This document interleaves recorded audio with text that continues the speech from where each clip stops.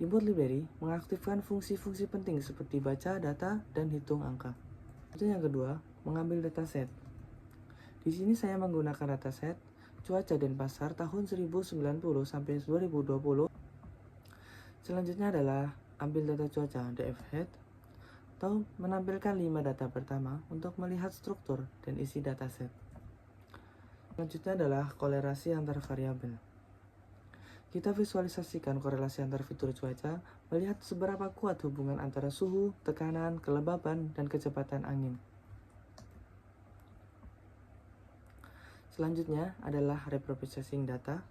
Di sini saya menghapus kolom yang tidak relevan, seperti data hujan, salju, dan membersihkan format waktu di kolom data ISO, dan menghapus baris kosong none, agar data siap digunakan.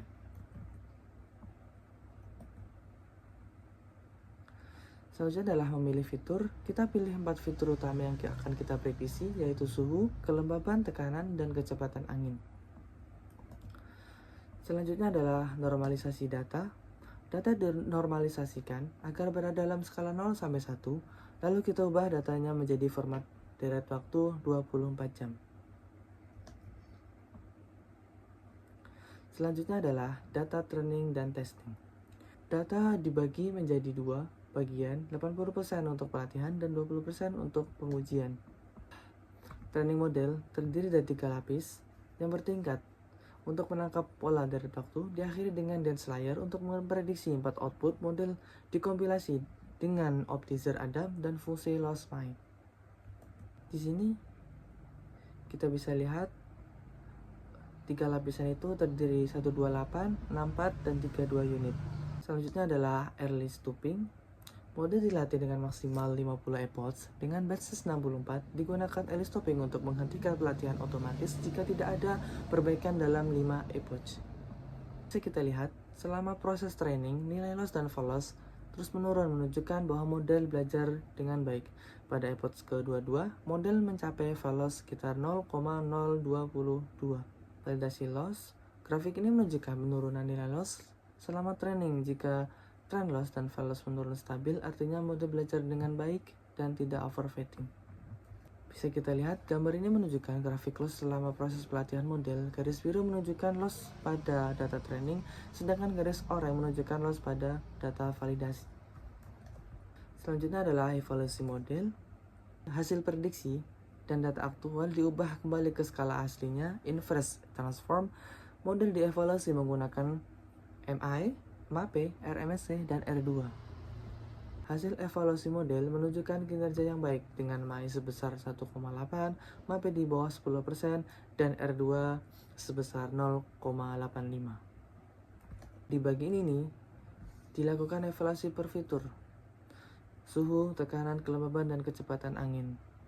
Bisa kita lihat, berdasarkan evaluasi per fitur, model Stacked LSTM menunjukkan performa yang sangat baik dalam prediksi suhu dan kelembaban dengan error rendah dan nilai R2 yang tinggi. Visualisasi. Kita mengambil status data terakhir, hasil prediksi versus data aktual. Untuk 4 fitur utama, bisa kita lihat, performa prediksi suhu sudah sangat baik. Performa prediksi tekanan ember sudah sangat baik. Prediksi kelembaban sudah sangat baik. Tapi untuk prediksi kecepatan angin kurang baik. Selanjutnya adalah prediksi 3 hari ke belakang dan 3 hari ke depan.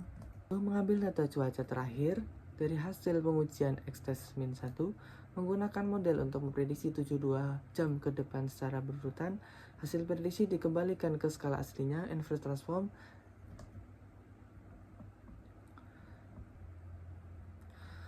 Setelah model diprediksi suhu, tekanan, kelembaban, dan angin selama 3 hari dan ke depan, kita terjemahkan hasil prediksi ini menjadi kategori cuaca yang lebih mudah dipahami masyarakat.